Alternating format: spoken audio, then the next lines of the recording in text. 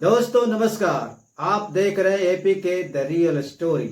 मैं हूं Ayush Prasad Kashyap, Bollywood writer director.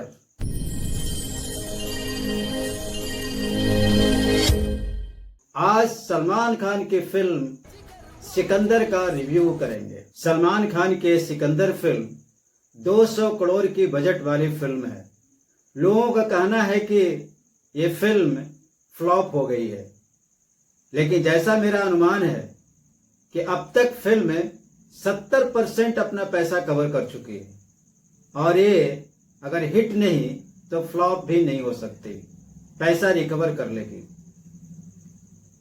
South के डायरेक्टर हैं AR मुरुगदास, उन्होंने ये फिल्म को डायरेक्ट की है और सलमान खान के साथ में बहुत उम्र का फासला वाली हीरोइन है राधिका मंदाना। हालांकि उन्होंने बहुत कोशिश की है अपने आप को रानी साहिबा के रूप में मैनेज करने के लिए। कहानी कुछ इस तरह से शुरू होती है। एक एरोप्लेन में सलमान खान का इंट्रोडक्शन है। एक लड़के को पीटते हैं क्योंकि उस लड़के ने एक औरत को छेड़ा था। और ये जो फाइट आप देख रहे हैं ये किसी गली या किसी गुंडे के डेन में नहीं हो रहा है, बल्कि एरोप्लेन में हो रहा है। अभी एक बात समझ में नहीं आती कि राजा साहब इतने बड़े राजा हैं, संजय राजकोट उनका नाम है उसमें, तो ये जनरल प्लेन में कैसे सफर कर रहे हैं? उनके लिए तो खुद का अपना प्लेन होना चाहिए। फिल्मों में ऐसी ऐसी कई जगह चीजें जो खटकती है। खैर, जिसे उन्होंने पीटा था वो बहुत बड़े मंत्री का बेटा रहता है और जाहिर है कि मंत्री के बेटा को कोई पीट दे तो बदला तो लेगा ही।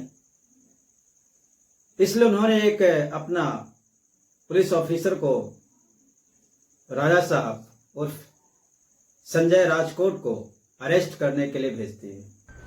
उनके बंगले आप ये देख सकते हैं, बहुत लेविश बंगले। एक बार तो वो ऑफिसर बोलता है कि अच्छा इस महल में रहता है इसलिए वो भाव खा रहा है।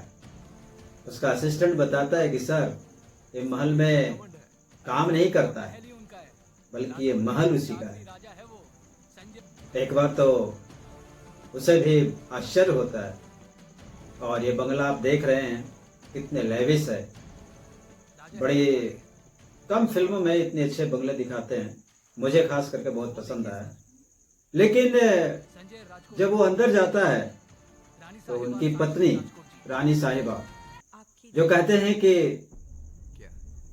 इस बार कुछ करिए, क्योंकि जब भी जाते हैं तो किसी का मुंह तोड़ के आते हैं। बोला ठीक है, लेकिन रानी साहिबा कहती हैं कि आप मेरी गाड़ी में जाइएगा क्योंकि पुलिस की जीप सेफ नहीं है। तो आश्चर्य होता है कि पुलिस की जीप सेफ नहीं है। बाहर आकर देखते हैं, जैसा कि आप देख रहे हैं, तो उनकी गाड़ी तोड़ दी गई है। हैरान है, और इतनी भीड़ है, पूरी जन सैलाब है। ठीक है, राजा साहब की गाड़ी में पुलिस स्टेशन आते हैं और बड़े ऑफिसर्स वहां बैठे रहते हैं और राजा साहब को छोड़ देते हैं। फिल्म के दूसरे सीन में ही राजा साहब यानी संजय राजकोट साहब गाने गाते हैं। इस गाने में इफेक्ट आप देख सकते हैं जो बहुत अच्छा किया गया है। वो गाने तो ठीक है, मगर मुझे लगा कि राजा साहब लड़कियों के बीच गाना गाए तो चलेगा। उनके साथ में उनके दोस्त और मर्द जो हैं वो डांस कर रहे हैं, जैसा कि आप देख सकते हैं। और एक राजा हो करके उनकी पत्नी उनके परिवार के बीच में ये लोग डांस करें, ये कुछ बात जमती नहीं है। ऐसी छोटी छोटी चीजें जो खटकती है लोगों को। खैर, आगे बढ़ते हैं। राजा साहब को याद नहीं था कि गाने और नाच गाने किस उपलक्ष्य में किया जा रहा है। उनका मैरिज एनिवर्सरी है, लेकिन राजा साहब को याद नहीं है। आप देख सकते हैं उनको उनकी पत्नी याद दिलाती है हमारी। अच्छा वो सॉरी मैं भूल गया। तो ऐसे राजा साहब हैं जिनको याद कुछ नहीं रहता। हालांकि राजा साहब कुछ काम नहीं करते हैं, कहानी तो ये भी है। खैर, उसके बाद में राजा साहब को रानी के असिस्टेंट बताती है कि आज आपके लिए खास दिन है, क्योंकि उन्हें याद तो रहता नहीं, तो याद दिलाने के लिए गई है कि आज आपके लिए खास दिन है। आज पहली बार रानी साहिबा से आप मिले थे। तो रानी साहिबा को सरप्राइज देने के लिए संजय राजकोट साहब, सलमान खान, उसे एक नायाब तोहफा के रूप में देते हैं। एक ऐसी जगह, ऐसा दृश्य दिखाते हैं जो बहुत ही मनोरम है। ये 30 सेकंड का दृश्य, मेरे ख्याल से 40-50 लाख खर्च थे इसमें, जो आप देख सकते हैं स्क्रीन पे।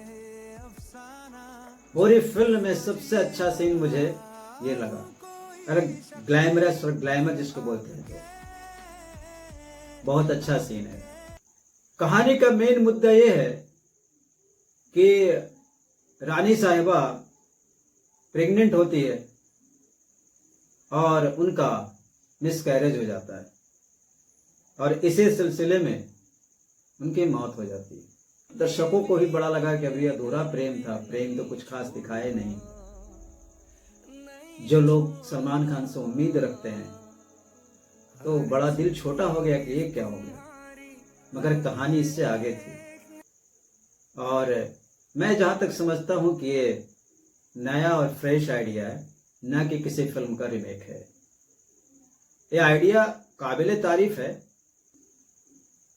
रानी साहिबा ने मरने से पहले अपने ऑर्गन्स को दान किया था, तो मृत्यु होने के बाद में उनके ऑर्गन्स, आंखें, दिल और लंग्स, ये अलग अलग लोगों को लगा दिया जाता है। अब राजा साहब को ऐसा लगा कि जिस को ये तीनों चीजों को प्लांट किया गया है, जिन लोगों को, उन लोगों से मिलना चाहते हैं।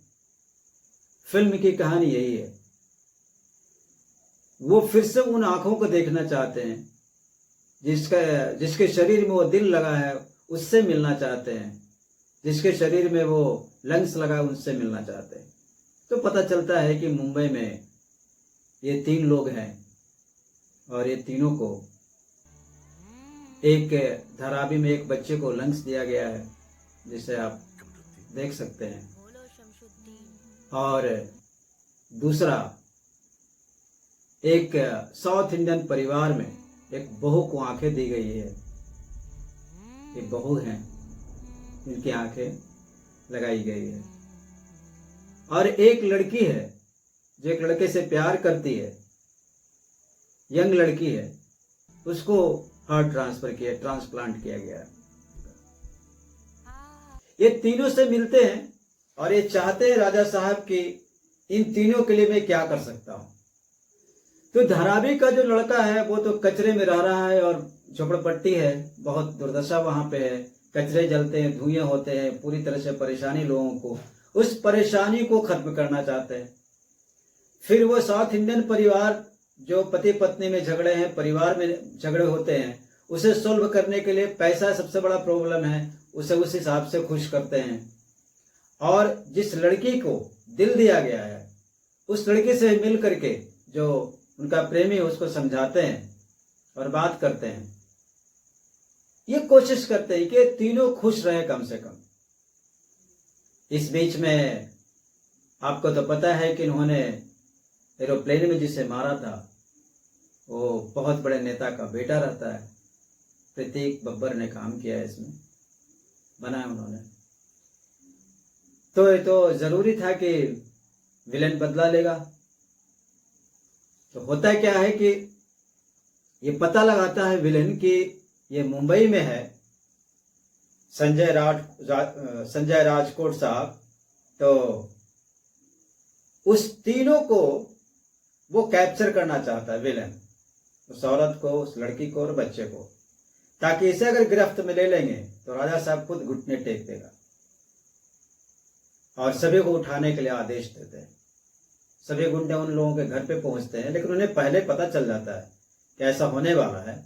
और उसके बाद में सभी लोग जो है ना एक हॉस्पिटल में चले जाते हैं जहां पर उस बच्चे का इलाज हो रहा है, एक चीज में और खटकती है कि राजा साहब जब इन परिवार को हेल्प करते हैं तो साउथ इंडियन परिवार ने उन्हें पेश कर दिया है कि ये कोई राजा साहब नहीं, ये टेररिस्ट हैं। ये पंच कुछ पचता नहीं है, ये स्क्रीन प्ले राइटर की गड़बड़ी है। स्टोरी बहुत अच्छी है। संजय राजकोट नाम के आदमी टेररिस्ट हो, ये पूरे हिंदुस्तान में किसी को नहीं पचेगा। आज तक ऐसा नाम हो करके और टेररिस्ट का टैग नहीं लगा है। इफ यू डोंट माइंड, अगर कोई मुस्लिम आदमी का कैरेक्टर होता तो एक बार मान भी लिया जा सकता था, लेकिन संजय राजकोट टेररिस्ट है, ये गले किसी को नहीं उतरा और ये सबसे खराब स्क्रीन प्ले लगा। खैर, तो सभी लोग हॉस्पिटल में चले आते हैं। फिर राजा साहब को खबर मिलती है कि इसे मारने के लिए गुंडे आ गए हैं। तो राजा साहब कहीं बाहर जा रहे थे टैक्सी में, उन्हें खबर मिलती है। बोलते हैं कितने आदमी? बोले 200। वो 200 या 500 लौटते हैं। और जैसा कि आप जानते हैं सलमान खान है, तो वो 200 आदमियों को इस एक्शन सीन में देख सकते हैं। सभी को खत्म करते हैं। और ये ज़रूरी है कि लास्ट में हर फिल्म की तरह उस विलन को भी खत्म करना है, उस विलन को भी मार के। और विलन को ये बताते हैं कि तुम एक साधारण सा मंत्री हो, और उसी के सामने समझ लीजिए कि पीएम से बात कर रहा है। मंत्री जी की तो हालत खराब हो जाती है कि इसकी पहुंच क्या है। कुल मिलाकर के सिकंदर एक बार देखने लायक फिल्म है। This is not a bad film, this is very good film, I like it. और एक बार देखा जा सकता है। हाँ, ये अलग बात है कि जिस प्रकार की फिल्में सलमान खान किया करते थे और जो लोग उम्मीद लगा कर रखते हैं कि फिल्मों, अक्सर क्या होता है कि जब हिट फिल्म आती है ना, तो दर्शक उससे बड़ी हिट के इंतजार में रहते हैं। लेकिन शायद इस फिल्म में ऐसा नहीं कर पाया, मगर आप सिनेमा हॉल में जाकर एक बार फिल्म को जरूर देख सकते हैं। ये रिव्यू कैसा लगा आप अपने कमेंट्स में ज़रूर मुझे बताएंगे। धन्यवाद।